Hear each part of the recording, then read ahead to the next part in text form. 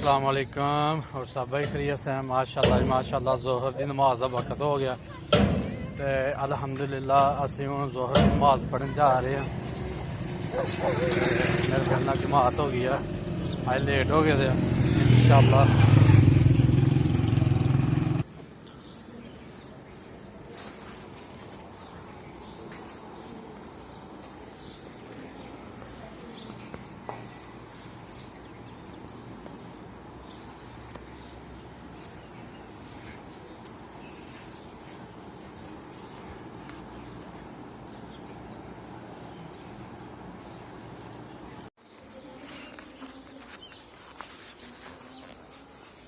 लो जी माशाल्लाह अल्हम्दुलिल्लाह जोहर की नमाज पढ़ के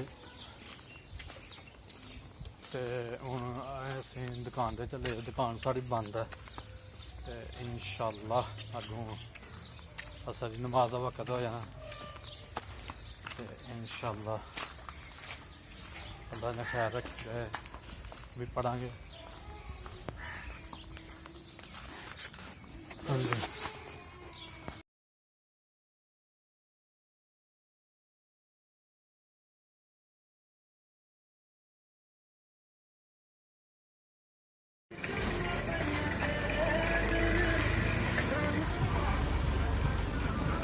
लो जी माशाल्लाह एक शेरू है, एक छोटी पट्ठ है, एक वड्डी बकरी है ते एक जड़ी है ना लाल बकरी जड़ी इत्थे बज्जी दी हुंदी ही ओह कल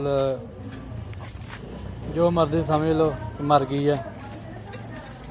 हुण साढ़े 3 शौक रह गए हैं, अगे 4 शौक हैं ते माशाल्लाह ओह सुने वाली ही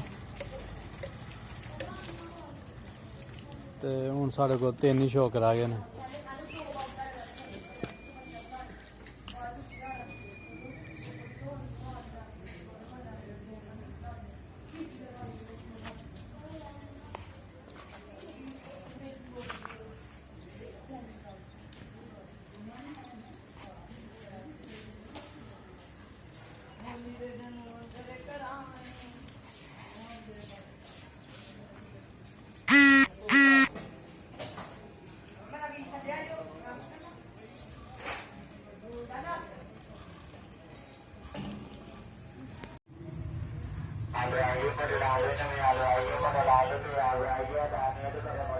लो जी आंदे पे ने कि छापर 5 तरीक से बंद हो रहे हैं। हुण देखो उस तो बाद केड़ी शै आंदी है सौदा पाने वास्ते।